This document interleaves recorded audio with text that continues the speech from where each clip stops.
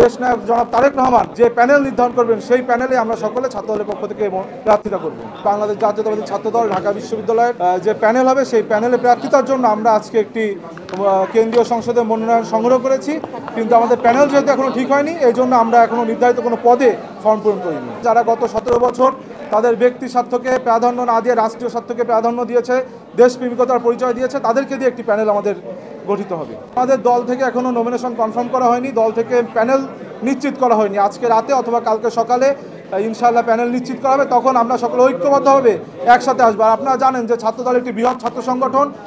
এখানে আপনি দেখেছেন যে কেন্দ্রীয় সংসদে পদ 28টি, কিন্তু আমাদের 450-র অধিক নেতাকর্মী রয়েছে যারা এই 28টি পদে ইলেকশন করতে চায়। সুতরাং এখানে তো একটি যাচাই বাছাইয়ের বিষয় আছে এবং এখানে একটি বিভিন্ন বিষয়াদি রয়েছে, যার জন্য এখন আমাদের প্যানেল নিশ্চিত করা সম্ভব হয়নি। এটি আজ রাতে ইনশাআল্লাহ নিশ্চিত হবে। আমরা ছাত্রদল যারা করি, ছাত্রদল একটি আদর্শিক ছাত্র সংগঠন, যেখানে আমরা শহীদ রাষ্ট্রপতি জিয়াউর রহমান, বেগম খালেদা জিয়া এবং তারেক রহমানের আদর্শকে ধারণ করি। সুতরাং আমরা মনে করি আমাদের ছাত্রদলের সাংগঠনিক অভিভাবক দেশ নায়ক জনাব তারেক রহমান যে প্যানেল নির্ধারণ করবেন সেই প্যানেলে আমরা সকলে ছাত্রদলের পক্ষ থেকে প্রার্থিতা করব। এখানে আপনার মনোমালিন্যতার বিষয় নেই, বরং প্রতিযোগিতার বিষয় রয়েছে এবং ডাকসুতে একটি প্রতিযোগিতামূলক ডাকসু করার জন্য আমরা ছাত্রদলের সকল পর্যায়ের নেতাকর্মী কিন্তু উৎসব মুখর পরিবেশে উৎসুক হয়ে রয়েছি। আপনারা দেখেন যে 5ই আগস্ট পূর্ববর্তী সময়ে 3 তারিখ 4 তারিখ নীল দলের যে চরমপন্থী শিক্ষকেরা রয়েছে যারা শেখ হাসিনার পক্ষে রাজপথে ছিল, তারা কিন্তু তাদের এখনও কোনো বিচার হয়নি।